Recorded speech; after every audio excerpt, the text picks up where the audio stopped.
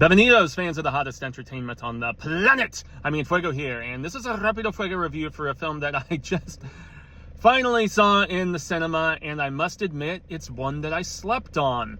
Karate Kid Legends. Now, this is what I have to preface it all with, because of the fact that I was hesitant to see it, despite the fact that I love those original Karate Kid movies. Now, the third one where he was like kicking the polluters' asses or something like that, I don't know, man, but the first one, and even the second one that I think gets a little derision for really no reason, where he goes to Japan and everything. I love those Ralph Macchio movies, man, and they hold a very special place in my heart, especially the theme song, "You're the Best Around," that I used to play with some of my bandmates and stuff. But yeah, in any event, since I don't watch Cobra Kai, I was really hesitant with all the legacy characters and stuff, and I also never saw the one with Will Smith's kid in it, where Jackie Chan's character originated from. I guess they weren't able to convince Hilary Swank for next Karate Kid to return, but whatever. So, based on the fact that I don't watch Cobra Kai, I was like, man, do I really need to see this? I don't know, I might be out of the loop. But thankfully, Ben Wang, I believe his name is, who is the new lead in this, is awesome.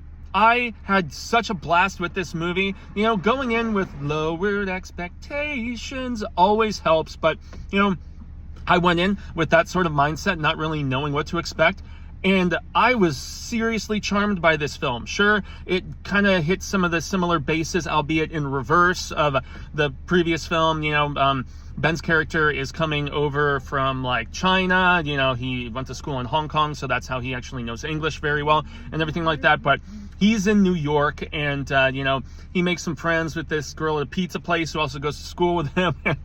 There's a running joke about him being stuffed crust, which I thought, you know, some may think it's cheesy, but I thought it was a very amusing little dig that they kept going back to and stuff. And you know, the movie, in my estimation, is at its best before the legacy characters of Jackie Chan and Ralph Macchio even show up, man. I was enjoying it the most when it was, you know, Ben's character training Pacey from Dawson's Creek, Joshua Jackson, you know, and giving him some insight into a boxing return, but implementing some martial arts in it. I also like the fact that they covered the differences between Kung Fu and Karate, and, you know, going back to the original film, you know, sprouting from the same, you know, like the tree and different branches and all that stuff. I dug the mythos and stuff, man. Now, the bully who he goes against, you know, is very cookie cutter, and, you know, it's very predictable in the fact that, oh, the girl he likes had a history with him, yada, yada, yada, whatever. The movie actually gets a little formulaic and not so interesting when you get to the third act and the tournament and everything like that, but